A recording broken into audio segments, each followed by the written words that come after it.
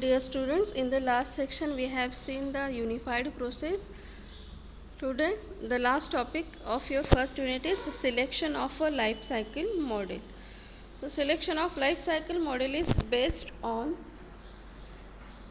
requirements, development team, user participation and project type and associated risk. So we will see this one by one. First is based on characteristics of requirements. So what we have to do is the requirements are very important for the selection of appropriate model.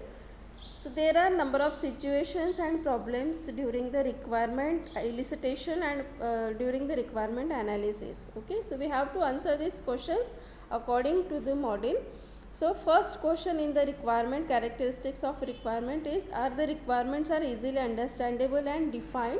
So we have to give the answer according to model, like waterfall model. If the requirements are easily understandable, then we can use the waterfall model. So here S is there.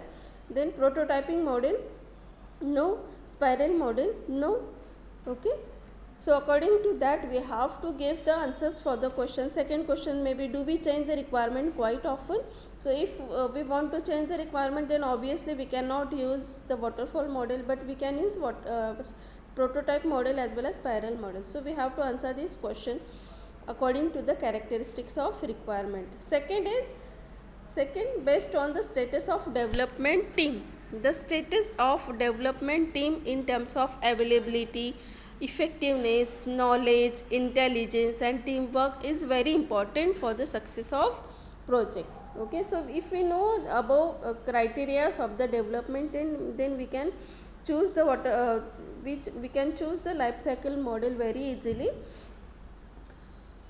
So the questions for the development team is less experience on similar projects. If the development team is having a less experience, then obviously we cannot use the waterfall model, but we can use spiral as well as prototyping model.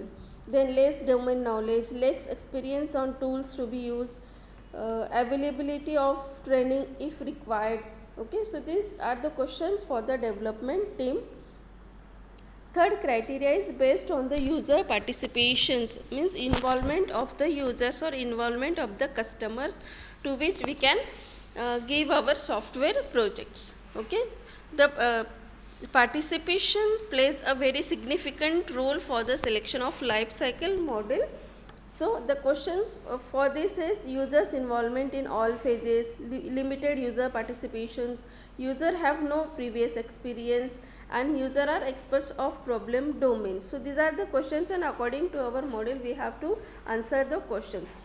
User involvement in all phases, for example, we cannot use the waterfall model, because if user is involved in all the phases, then obviously the user will give the changes in the requirement. So waterfall model does not incorporate the requirement changes. So here we cannot use the waterfall model, but we can use prototype model. We cannot use the spiral model.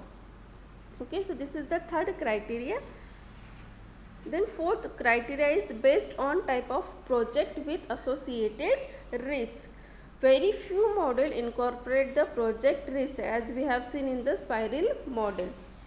So the questions are, project is the enhancement of the existing system, whether we are enhancing our previous project, funding is stable for the project, high reliability requirements, tight project schedule, use of reusable components, and our resources are scarce. Scarce means insufficient resources.